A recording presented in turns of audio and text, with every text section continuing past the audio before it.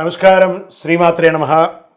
చాలా ముఖ్యమైనటువంటి పర్వదినాల యొక్క రోజుల్లో మనం వచ్చేసాం. తొలి ఏకాదశి ఎంత అద్భుతమైనటువంటిది. పూర్వకాలంలో ఈ రోజునే సంవత్సరం ప్రారంభంగా కూడా పరిగణించడం జరుగుతుంది చెప్పచ్చు. హిందువులు మొదటి పండుగ తొలి ఏకాదశి. ఈ పర్వదినంతోనే పండుగలన్నీ ప్రారంభం. ముఖ్యంగా ఈ తెలుగు రాష్ట్రాల్లో ఈ పండుగ బాగా జరుపుకుంటారు. ఈ పండుగ తర్వాతనే వరలక్ష్మి వ్రతం, వినాయక చవితి, దీపావళి, దసరా, మకర సంక్రాంతి ఇవన్నీ కూడా జరుపుకునే అలవాటు. ఆషాఢ మాసంలో వచ్చే శుక్ల ఏకాదశి రోజు ఈ తొలి ఏకాదశి జరుపుకుంటాం. ఏడాది పొడుగున ఉండే 24 ఏకాదశులు ఆషాఢ శుక్ల ఏకాదశి తొలి ఏకాదశిగా పరిగణించబడుతుంది. ఈ మంచి రోజు ప్రారంభమైన దశమి ఏకాదశుల కోసం భక్తులందరూ ఎదురు చూస్తూ ఉంటారు. ఎప్పుడు దశమి వస్తుందా, ఎప్పుడు ఏకాదశి వస్తుందా, మంచి మంచి పనులు చేసుకోవాలని. పూర్వకాలంలో వానకాలం మొదలైతే అనారోగ్యం తలెత్తడం సహజం అన్నట్టుగానే శరదృతువు యమదృష్టికి యముడి కోర అని కూడా చెప్పచ్చు. ఉత్తరాయణం కన్నా దక్షిణాయనంలో పండుగలు పబ్బాలు ఎక్కువ ఉంటాయి. లంకనం పరమ ఔషధం అనే ఉపవాస దీక్షకు నాంది ఈ తొలి ఏకాదశి. దీనికి పురాణాల్లో ఏమైనా ఎవిడెన్స్ ఉందా ఈ తొలి ఏకాదశికి అని అంటే, ఆషాఢ మాసం శుక్లపక్ష ఏకాదశి నాడు విష్ణుమూర్తి పాలకడలిపై యోగ నిద్రలో వెళ్ళే సందర్భాన్ని తొలి ఏకాదశి అంటారు. స్వామి నిద్రించే రోజు కాబట్టి దీన్ని శయన ఏకాదశి కూడా అంటారు.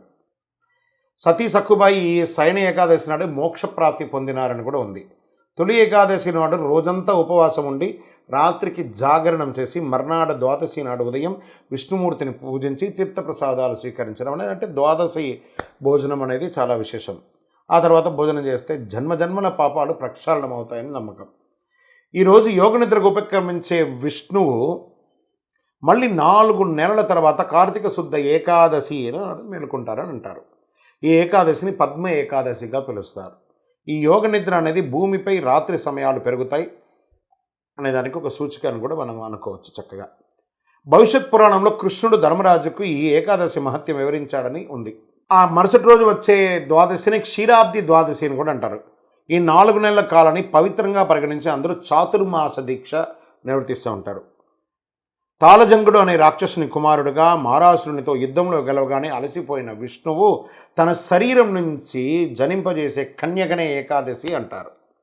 ఏకాదశి వ్రతాన్ని ఆచరించే రుగ్మాంతుడు మోహిని రూపంలో వచ్చి ఏకాదశి పూట పొందుకోరిన రంభను తిరస్కరిస్తాడట. ప్రస్తుతం మన యొక్క జగద్గురువులు, పీఠాధిపతులు, మఠాధిపతులు అందరూ కూడాను సన్యాసం తీసుకున్న వారు మాత్రమే ఈ యొక్క చాతుర్మాస దీక్షను అవలంబిస్తూ ఉంటారు. చాతుర్మాస దీక్ష చేపట్టిన వారు 4 నెలల పాటు ప్రయాణాలు చేయరు.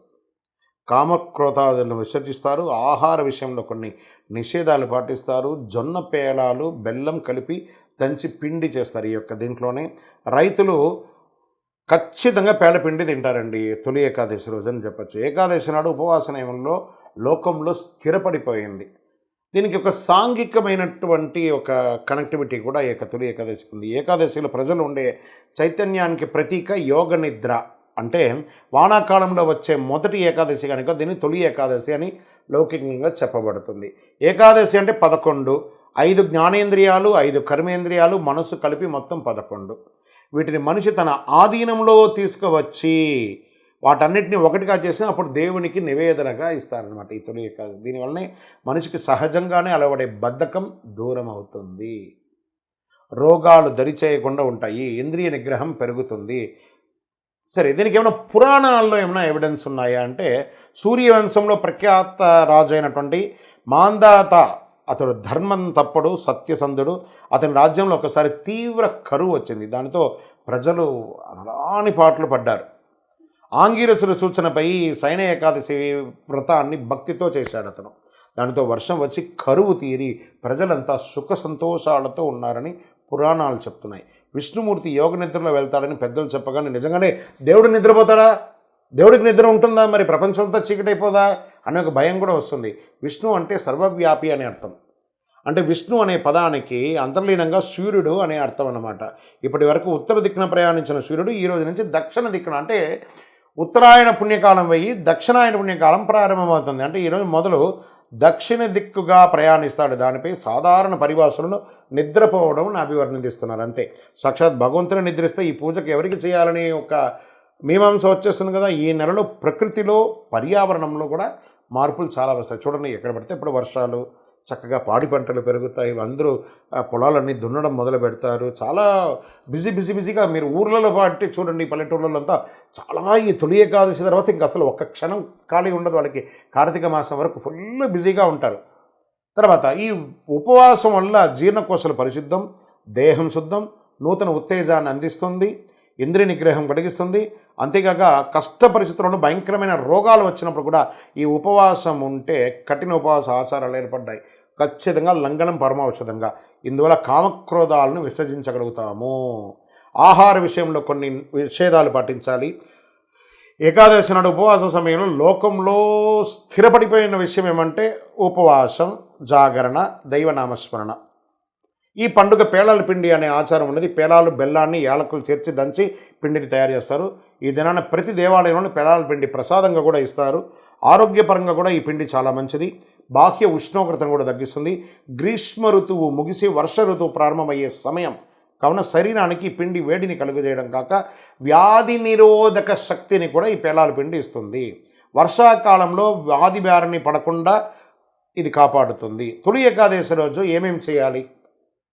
తెల్లవారుజామున నిద్ర లేవాలి, తలస్నానం చేసి పసుపు రంగు వస్త్రం ధరిస్తే చాలా మంచిది. మహావిష్ణువుకి, లక్ష్మీదేవిని పూజించాలి. ఏకాదశి ఉపవాసం ప్రస్థానాన్ని ప్రతిజ్ఞ చేసి ఉపవాసం పాటించాలి.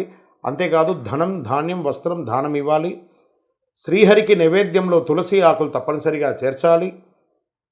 దేవసైని ఏకాదశి నాడు ఏమి చేయకూడదు, ఈరోజు చేయకూడనివి కూడా ఉంటాయి. తామసిక ఆహారాలు తీసుకోవద్దు.